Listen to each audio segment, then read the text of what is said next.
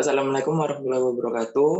Kita di sini sebagai kelompok satu yang beranggotakan saya sendiri, Lucky Prasetyo, Sakia Setia Paramita, Fajaria Juanda Dewi, dan Divayu Sukmawati yang akan membahas terkait hakikat ipteks dalam pandangan Islam.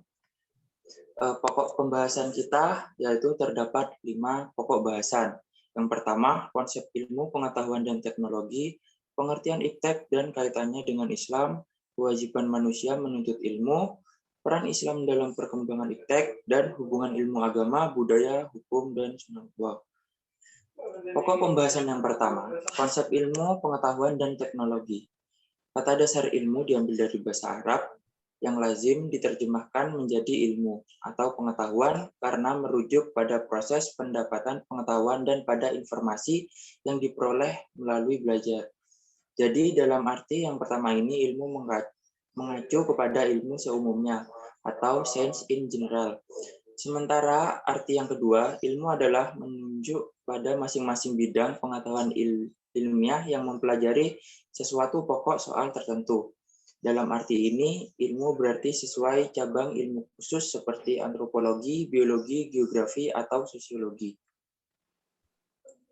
Sementara pengertian teknologi menurut Bruns secara etimologi berakar kata dari tech yang berarti serangkaian prinsip atau metode rasional yang berkaitan dengan pembuatan suatu objek atau percakapan tertentu. Pengetahuan tentang prinsip atau metode. Dalam Al-Quran, ilmu pengetahuan dan teknologi tidak dibahas secara mendalam, seperti halnya buku-buku ajar atau buku daras dalam kedua aspek. Namun tidak dapat disangkal bahwa Al-Quran pun telah memaparkan pentingnya ilmu pengetahuan dan teknologi itu sebagai pengembangan kehidupan manusia. Ayat yang membicarakan tentang penguasaan ilmu pengetahuan yaitu diantara terdapat dalam surat Al-Alaq. Bacalah dengan menyebut nama Tuhanmu yang menciptakan, Dia telah menciptakan manusia dari segumpal darah. Bacalah dan Tuhanmulah yang paling pemurah, yang mengajar atau manusia dengan perantara kalam. Dia mengajarkan kepada manusia apa yang tidak diketahui manusia. Ayat lainnya dalam surat Al-Mujad. Selanjutnya pengertian iptek dan kaitannya dengan Islam. Ilmu pengetahuan merupakan salah satu isi pokok kandungan kitab suci Al-Quran. Bahkan kata ilmu itu sendiri disebut dalam Al-Quran sebanyak 105 kali. Ilmu pengetahuan atau sains adalah pengetahuan tentang gejala alam yang diperoleh melalui proses yang disebut metode ilmiah atau scientific metode. Sedangkan teknologi adalah pengetahuan dan keterampilan yang merupakan penerapan ilmu pengetahuan dalam kehidupan manusia sehari-hari. Selanjutnya akan dilanjutkan oleh teman saya. Selanjutnya, pengertian iptek dan kaitannya dengan Islam. Perkembangan iptek adalah hasil dari segala langkah dan pemikiran untuk memperluas, memperdalam, dan mengembangkan iptek. Allah telah meletakkan garis-garis besar sains dan ilmu pengetahuan dalam Al-Quran. Manusia hanya tinggal menggali, mengembangkan konsep dan teori yang sudah ada. Antara lain, sebagaimana terdapat dalam Quran Surat Ar-Rahman ayat 33, artinya, hai jamaah jin dan manusia, jika kamu sanggup menembus melintasi penjuru langit dan bumi, maka lintasilah. Kamu tidak dapat menembusnya kecuali dengan kekuatan. Pengertian iptek dan kaitannya dengan Islam. Peran Islam dalam perkembangan iptek adalah bahwa syariah Islam harus dijadikan standar pemanfaatan iptek. Ketentuan halal haram wajib dijadikan tolak ukur dalam pemanfaatan iptek. Bagaimanapun juga bentuknya, iptek yang boleh dimanfaatkan adalah yang telah dihalalkan oleh syariat Islam. Sedangkan iptek yang tidak boleh dimanfaatkan adalah yang telah diharamkan syariat Islam.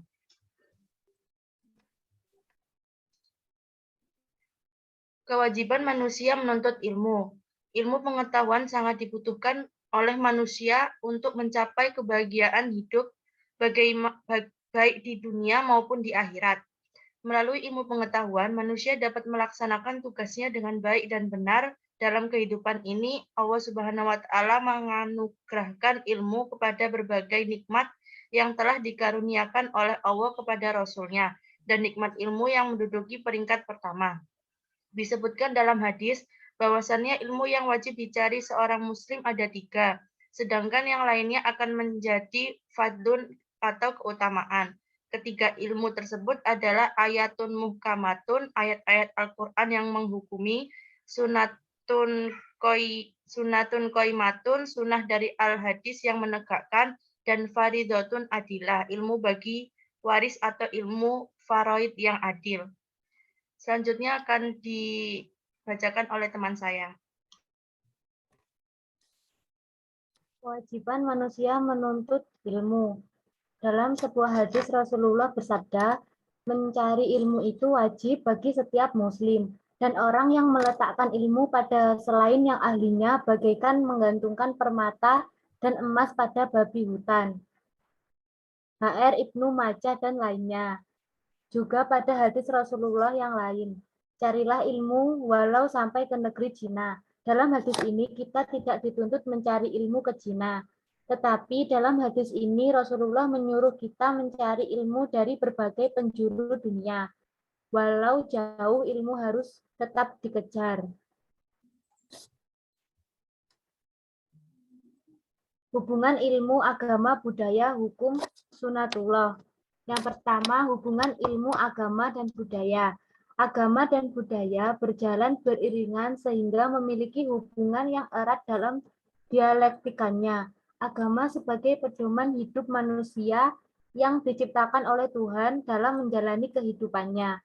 Sedangkan kebudayaan adalah sebagai kebiasaan tata cara hidup manusia yang diciptakan oleh manusia itu sendiri dari hasil daya cipta, rasa, dan karsanya yang diberikan oleh Tuhan. Perkembangan ilmu di satu sisi berdampak positif karena dapat memperbaiki kualitas hidup manusia jika ditunjang teknologi, seperti pada bidang komunikasi, transportasi, medis, dan sarana syariah. Yang kedua, hukum sunatullah. Sunatullah dapat diartikan sebagai cara Allah memperlakukan manusia, yang dalam arti luasnya bermakna ketetapan-ketetapan atau hukum-hukum Allah yang berlaku untuk alam semesta. Sunatullah adalah hubungan ilmiah dan dapat diterangkan secara ilmiah dan logika. Sunatullah adalah syari kausal, hubungan sebab akibat yang terjadi di alam yang dapat diterangkan secara ilmiah. Selanjutnya akan dibacakan oleh teman saya. Misalnya, seseorang sakit, kemudian orang yang sakit itu memakan obat, lantas sembuh. Ini adalah sunatullah, hubungan sebab akibat. Jika makan obat, maka bakteri penyebab sakit akan mati, dan penyakit yang disebabkan oleh bakteria tersebut akan hilang atau sembuh. Jika tidak makan obat, kemungkinan sembuh dengan segera itu kecil. Dengan mengetahui hubungan sunatullah di alam, maka kita harus tidak meyakini bahwa obatlah yang menyembuhkan si sakit.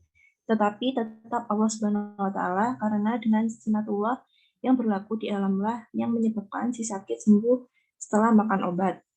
Obat di sini hanyalah usaha manusia. Dengan makan obat, maka hubungan sebab akibat berlaku dan menyembuhkan si sakit. Peran Islam dalam perkembangan iptek. Peran Islam dalam perkembangan ilmu pengetahuan dan teknologi pada dasarnya ada 2, yaitu yang pertama, menjadikan akidah Islam sebagai paradigma pemikiran dan ilmu pengetahuan. Jadi paradigma Islam dan bukannya paradigma sekuler yang seharusnya diambil oleh umat Islam dalam membangun struktur ilmu pengetahuan. Yang kedua, menjadikan syariah Islam sebagai standar penggunaan ilmu pengetahuan.